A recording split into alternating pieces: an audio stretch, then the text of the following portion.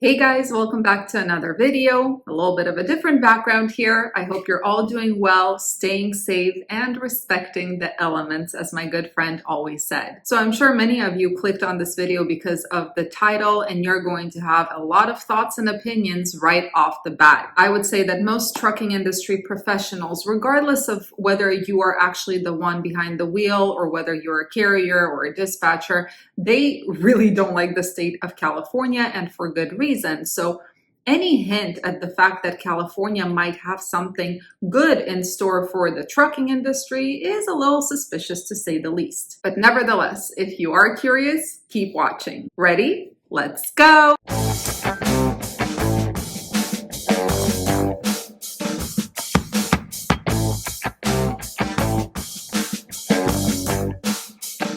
So first, some facts. Before the pandemic, a lot of importers, especially imports from Asia, which represent a large percentage of the volume coming into the US, used to come in through the California or Southern California ports. Now, when the pandemic happened, and I quote freight waves here from a December 2nd article, importers were forced to find alternative pathways to bring their freight into the US and diverted shipments into eastern ports with more frequency. Ports like Savannah, Georgia, a feeder for Atlanta market freight demand, exploded. And this is because the West Coast simply could not handle the volume. Everything became a mess, everything became backed up, the service became really bad, and prices started to go up. So imports started moving to the East Coast, which means that volumes increased in the East Coast while they decreased in Southern California. But now this trend is doing a 180 sort of. So FreightWave states, and I quote, "With drought impacting the Panama Canal's larger Neo-Panamax locks, yikes, this fall, and the conflict in the Middle East creating problems for ships around the Suez Canal, importers are seeing more reason to resume shipping into the nation's largest port complex in Los Angeles and Long Beach." The Inbound Ocean TEU Volume Index, which measures bookings of 20-foot equivalent units by departure date from the port of landing, for Savannah is down 20% annually in the week of December 2nd, and for the Port of Los Angeles is up 73%, a trend that has been relatively consistent since the past spring. And just to keep you guys updated, the current figures year over year, now the California import volumes are up 36%, while the Savannah, Georgia volumes are down 2%. Now, of course, if California ports continue getting the volume, which is an issue in of itself, and there are articles saying that people are scared that it's going to repeat that crazy backlog.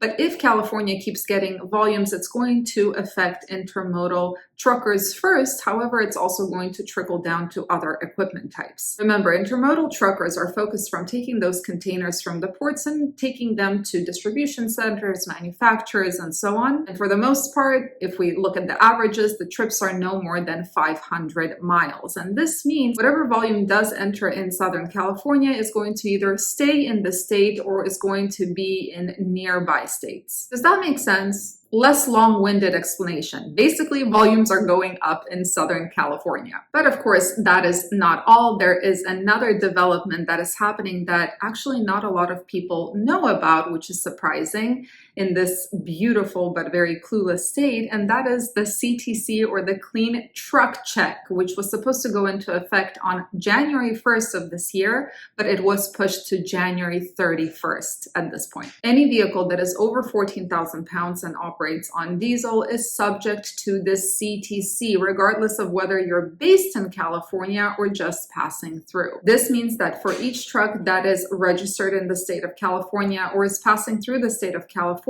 you are going to have to pay $30 per year per truck. Then on top of that wonderful little fee, you will have to do an emissions compliance check through a specified provider twice a year. Now, the deadlines for those checks are going to be attached down below in a Landline article, both for California registered and non-California registered trucks. Now, here's the kicker. According to Landline, and I quote, "Vehicle owners who do not comply with the Clean Truck Check may be cited and have their DMV vehicle registrations blocked.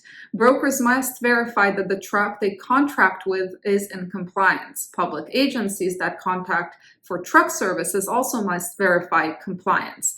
Seaport and rail yard facilities will be checking trucks for compliance as well. So yeah, another thorn in our butts, whether we're based in California or often operating through the state of California. However, something to note is that there is a 5-day pass for vehicles that operate in California for less than 5 days a year. But if you're out of state and often find yourself in the state of California, either passing through or delivering in the state, yeah, unfortunately, you're in this mess as well. So back to my point, California is one of those states that really finds new ways to make things difficult. But with every difficulty, there is something positive. If you look really, really hard. If volumes continue increasing in Southern California because everything is getting rerouted here because it's cheaper, and on top of it, these never-ending laws like the CTC that cost people not just more money, but more headache to operate here. This just might turn into a perfect storm where there is too much volume and too little capacity to cover it. Does that make sense? I mean, people in our industry try to stay away from the state of California no matter what. Bad roads, DOT officers who are consistently trying to catch you on anything, something. Just recently, we got written up for the fact that our trailer number was not written in our logs. And yes, our CSA score suffered. There were no other issues. High fuel prices, and now this. Oh, and of course, we can't forget the ongoing battle with the AB5 law, which basically makes it impossible for leased on owner operators to enter California and pick up a load here without triggering the wrath of being labeled as an employee when they're actually the owner of their business. Anyway, guys, this is just something to keep an eye on. It's something that's actively brewing, so I thought I would share it with you guys. If you are looking to register your trucks with the state of California, if you operate here,